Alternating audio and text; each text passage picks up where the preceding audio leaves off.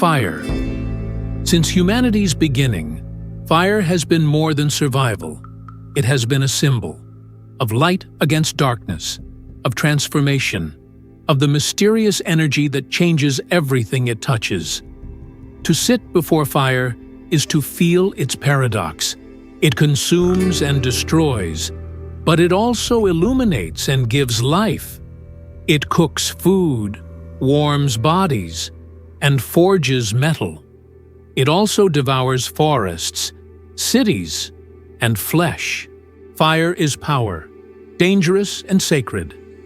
Two traditions placed fire at the center of spiritual transformation: Zoroastrianism, the ancient religion of Persia, and the yogic traditions of India that speak of Kundalini, the inner fire or serpent energy that rises through the spine. For Zoroastrians, sacred flames burned in temples as living embodiments of divine truth. For yogis, the inner fire was awakened through meditation and breath, transmuting ordinary consciousness into liberation. Separated by geography but united by symbol, both traditions understood fire as more than element. It was a path to purity, to transformation, to contact with the divine. Today, we will investigate these two perspectives. First, we'll step into the fire temples of ancient Persia, where priests tended eternal flames that symbolized the cosmic struggle between truth and falsehood. Then we'll turn inward to India, where yogis spoke of awakening Kundalini, the fiery energy that transforms body and mind. Two fires, one external, one internal. Both reveal how humanity has always seen transformation in the dance of flame. Welcome to the Emerald Codex.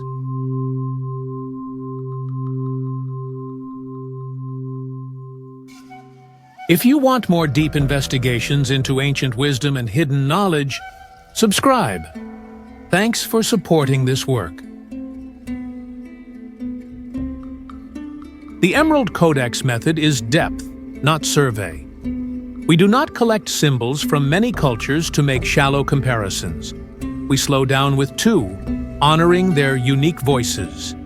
Here, our primary investigation will be Zoroastrian fire, its rituals, its theology, its cultural role. Our complementary tradition will be Indian Kundalini, an inward fire that transforms consciousness. We will not conflate them. Zoroastrians saw fire as the presence of Ahura Mazda's truth, a sacred element requiring ritual care. Yogic traditions saw fire as inner energy, a serpent power coiled at the base of the spine. One focused on cosmic struggle, the other on personal liberation. Yet both reveal the same recognition. Fire is a force of transformation, a medium through which human beings seek the divine. Zoroastrianism emerged in Persia around the 2nd millennium BCE, shaped by the prophet Zarathustra. It became one of the world's first monotheistic religions, teaching devotion to Ahura Mazda, the wise lord, and the cosmic struggle between truth, asha, and falsehood, druj. Fire became central to this vision, not as a god itself, but as a symbol of divine light and truth. By the Achaemenid and Sasanian empires, fire temples burned across Persia, their flames tended continuously by priests. For Zoroastrians, fire was more than element. It was the visible presence of truth. It was light in a world threatened by darkness, purity in a cosmos beset by corruption. To tend fire was to participate in the divine order. Sacred flames were never allowed to go out. They embodied the eternal flame of creation itself. This conviction shaped worship. Prayers were offered before fire, not to the fire, but through it, as a medium of connection to Ahura Mazda. Just as light reveals, fire revealed truth. Just as fire purifies, truth, purified life.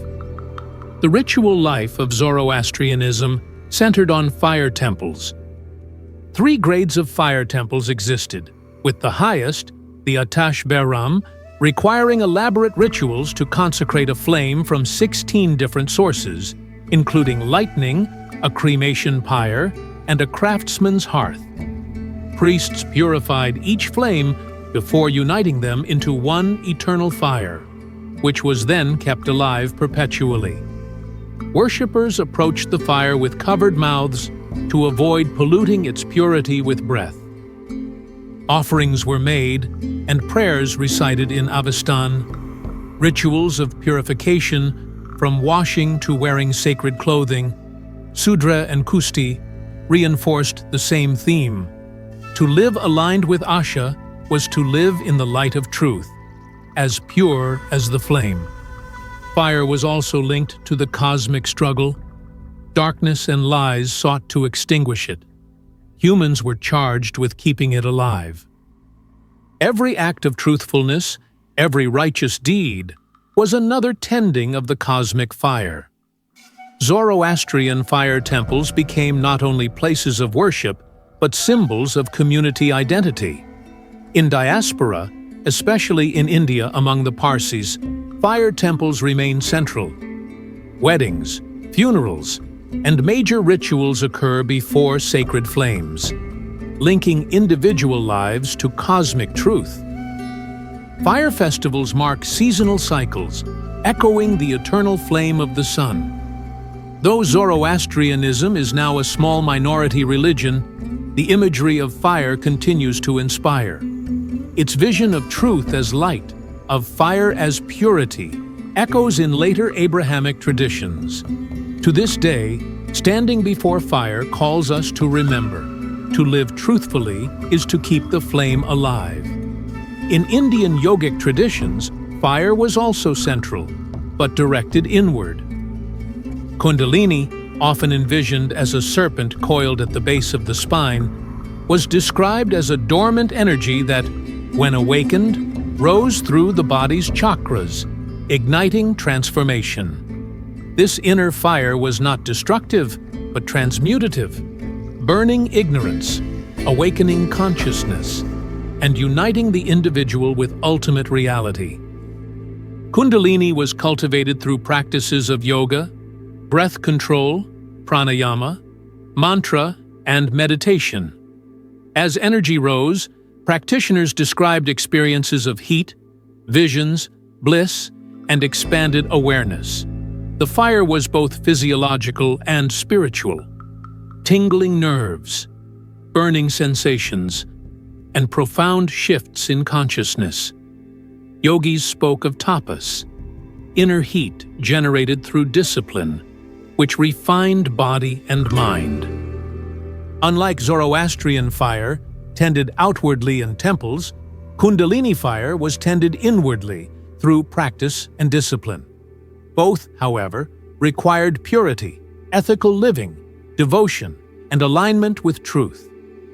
Placed beside Zoroastrian fire, Kundalini reveals a parallel. Fire as the force of transformation, whether burning on an altar or rising in the spine. Both traditions saw fire as mediator between human and divine, a power that purifies, illuminates, and changes. One framed it cosmically, the other internally, but the pattern is the same. Fire transforms. Kundalini practice continues in yoga worldwide, though often stripped of its deeper context. At its core, it remains a reminder. The fire within is not chaos, but a force of awakening. Zoroastrian Sacred Flame and Kundalini Fire reveal how deeply humanity associates transformation with flame. Fire consumes the old and gives rise to the new. It is both danger and illumination, destruction and creation. Today, we encounter fire outwardly, in ritual candles, in the hearth, in seasonal festivals, and inwardly, in moments of passion, clarity, or awakening that feel like fire moving through us. Science describes fire as chemical reaction, but we still speak of inner fire, burning desire, creative spark. The metaphor endures because the experience is real. For us, the lesson is simple but profound. To live in truth is to tend the flame, whether outwardly in acts of integrity or inwardly in awakening awareness. Fire reminds us that transformation is not comfortable, but it is luminous. So we end with questions meant to linger like embers. What fire do you tend in your life? Outwardly, in the world, or inwardly, in your heart? How do you purify your actions, words, and thoughts so that your flame does not falter? What might awaken if you allowed the inner fire to rise fully? How would your life change if you treated fire, both outer and inner, as sacred?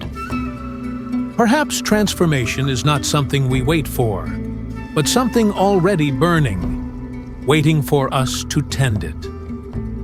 This is the path of the Wisdom Explorer. This is the Emerald Codex. The investigation continues. Thanks for watching. Please like and subscribe for more.